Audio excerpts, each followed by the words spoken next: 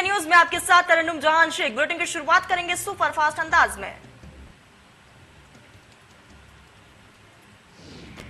प्रधानमंत्री नरेंद्र मोदी ने रेडियो कार्यक्रम मन की बात के जरिए देश को संबोधित किया। ये इस कार्यक्रम का 19वां एपिसोड था। मन की बात में पीएम ने टोक्यो ओलंपिक का जिक्र किया।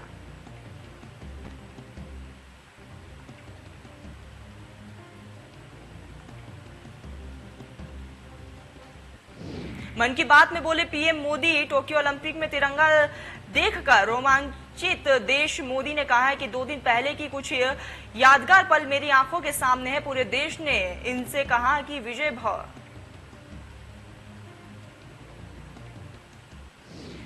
मन की बात में पीएम मोदी बोले कल कारगिल विजय दिवस है। ये भारत की सेना के शौर्य का प्रतीक है। मैं चाहूंगा कि आप कारगिल की गाथा जरूर पढ़े, वीरों को नमन करें।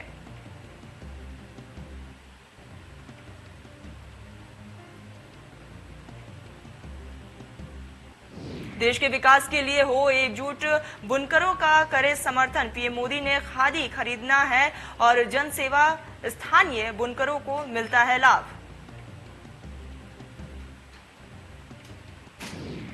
मन की बात में पीएम मोदी बोले अमृत महोत्सव में ले हिस्सा, स्वतंत्रता सेनानियों को करे याद। 15 अगस्त को ज्यादा से ज्यादा लोग गाए राष्ट्रगान।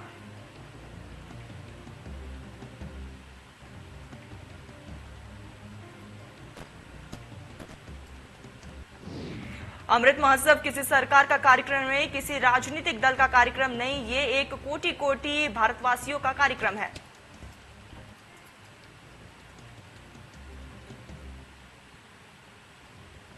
कुछ दिन पहले ही माय गवर्नमेंट की ओर से मन की बात में श्रोताओं को लेकर एक स्टडी की गई थी और इस स्टडी में ये देखा गया कि मन की बात के लिए संदेश और सुझाव भेजने वालों में प्रमुख रूप से कौन लोग हैं। स्टडी के बाद ये जानकारी सामने आई कि संदेश और सुझाव भेजने वालों में से करीब 75% लोग 35 वर्ष की आयु से कम के होते हैं। यानी भारत की युवा शक्ति के सुझाव मन की बात को दिशा दे रहे हैं।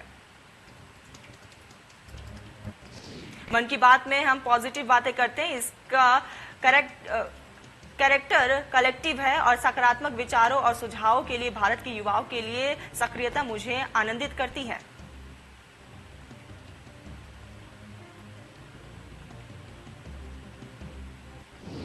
आंध्रा के साई प्रणीत और ओडिशा के इसाइक मुंडा की तारीफ। मोदी ने कहा है कि मैं आपको साई प्रणीत जी के प्रयासों के बारे में बताना चाहता हूं। साई प्रणीत जी एक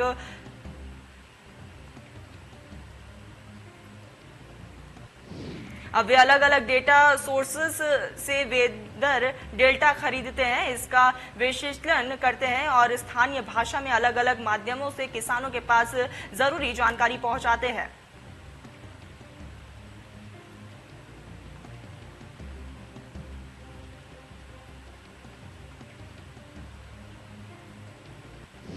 चार दिवसीय दौरे पर आज जम्मू कश्मीर और लद्दाख जाएंगे राष्ट्रपति रामनाथ कोविंद। कारगिल दिवस की 22वीं वर्षगांठ के कार्यक्रम में होंगे शामिल।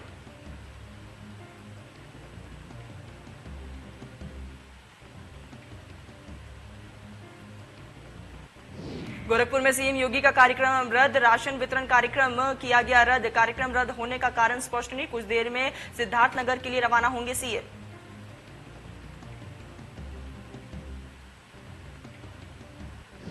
सीएम योगी का सिद्धार्थनगर दौरा, पुलिस लाइन पहुंचेंगे सीएम योगी। निर्माणाधीन मेडिकल कॉलेज का करेंगे निरीक्षण।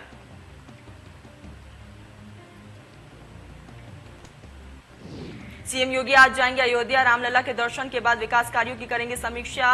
दशरथ मेडिकल कॉलेज का भी करेंगे निरीक्षण।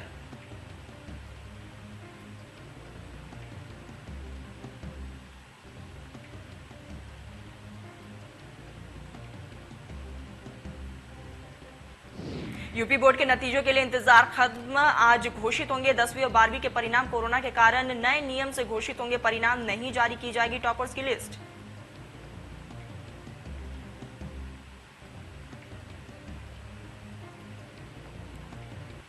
यूपी के कई जिलों में बाढ़ से तबाही। गोंडा में घाघरा तो सहारनपुर में यमुना नदी उफान पर। कई गांवों में घुसा बाढ़ का पानी, पलायन को मजबूर लोग।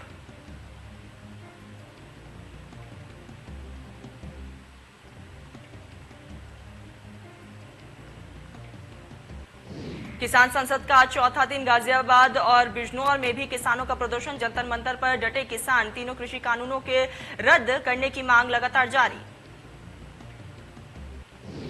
आज से सावन शुरू है। सावन में श्रद्धालुओं की अलग ही भक्ति देखने को मिलती है। भोलेनाथ को जल चढ़ाने के लिए लोग लंबी लंबी लाइनें लगाकर भोलेनाथ के दर्शन के लिए इंतजार करते हैं।